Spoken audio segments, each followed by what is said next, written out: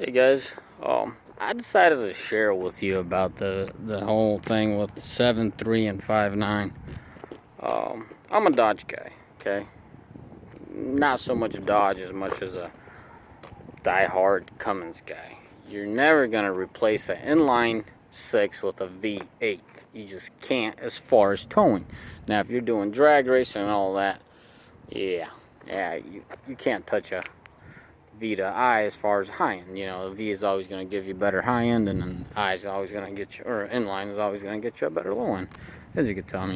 I own numerous of these units. Well, anyway, so I was in the market for an old shop truck, an older shop truck that I didn't have to pay, $40,000, $50,000 for. So I was looking for an older truck, a 6-speed, obviously. I had a 99. I know I cry about my 99 every other video. And I sold it, can't get another one, so I was out looking around, and I just couldn't pass up this deal. I mean, you got a 4-door, a better cab. It is a better cab than the Dodge. 7.3 6-speed, my brother-in-law's a die-hard Ford, and I kept pointing fingers at this truck. I'm like, dude, go pick it up, go pick it up. He just wouldn't pick it up. I don't know what his reason was for it.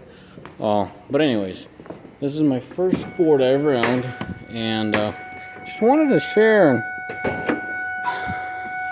I was hesitant, When you told me a Cummins at 400, 300,000, I'd say no big deal. I'm gonna pull that key. That's annoying. Oh, that's just not gonna stop buzzing, is it?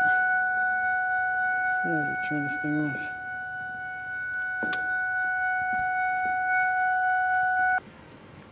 When people say, 300 some thousand on a 7.3, I just don't know much, guys.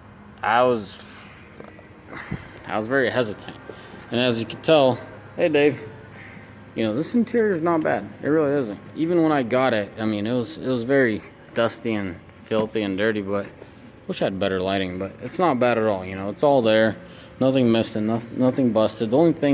The worst part about this is the seat. Well, at 300,000, we can expect that. Still got your power seats. It's nice and roomy. Everything's there where it's supposed to be. This is a commercially used truck, so I guess the guy carries a little bit of sleeping comfort. Anyways, let me show you this hood. At 300,000, I did, about a month after I bought it, I did have to do all 8 injectors. Scared me, freaked me out, and too many things were pointing out the injectors, inconsistent codes, injector 3, 5, 2, it was all over the place. I started with injector 3 and then started getting injector 2 and 5, and I realized, well, this is going. And it had the scary skip, like when your compression's even and when you start it, it's a steady start, it's like da-da-da-da-da, that's it. But this one skipped when it started. So my brother-in-law was like, dude, it's probably something to do with compression. I'm like, yeah, I agree with you, but since I'm getting these codes, I'll just wing it. Yes, I'm a horrible mechanic. Winged it, went out, got the wiring for the injectors, thought I might get by with that. Nope, it wasn't that, so I went out and bought me a 8 brand new injector, well 7 brand new, because I bought one and it replaced it, wasn't in it, kept having the problem, so I went out and bought another 7, put all 7 brand new and 1 used, quote unquote. I don't know if I even had 5 miles on it. Did a test drive around the neighborhood and parked the truck again. But anyways, that's pretty much it. I bought the truck with 328,000, give or take. What have I done to it? I brought it in my shop, had all the suspension redone, all the U-joints, all the fluids changed out. That's about it, but it's spendy, when you start doing all this stuff, it gets spendy on these older trucks. But at this point, as of today, I'm excited how it's gonna do. I'm excited how long it's gonna last, because I sold my 99 with 440, give or take. I don't know, something around there. And yeah, well, at this point, it has 334, so well, that puts it about 6,000 miles I've put on this truck. Bought it for 6,000. I already put in probably another 6 into it. But yeah, hopefully she'll service well, and I've heard high mileage.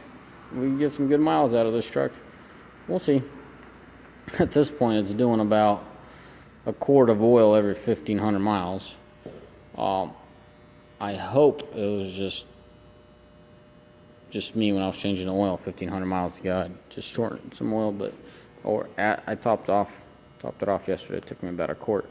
Top off the level, get it back up to full, and it's very important for these systems to be topped off with oil. Just, you know how the high pressure oil pump and all that. So what I'm going to go ahead and do is throw in some Schaefers. Start running Schaefers in this truck. Oh, there goes the hood. Got to replace them. Oh, what are they called? Shocks? Pressurized shocks, whatever. They hold the hood up. Anyway, so yeah, man. Point of this video is, should you buy a 300 plus mile truck? Yes.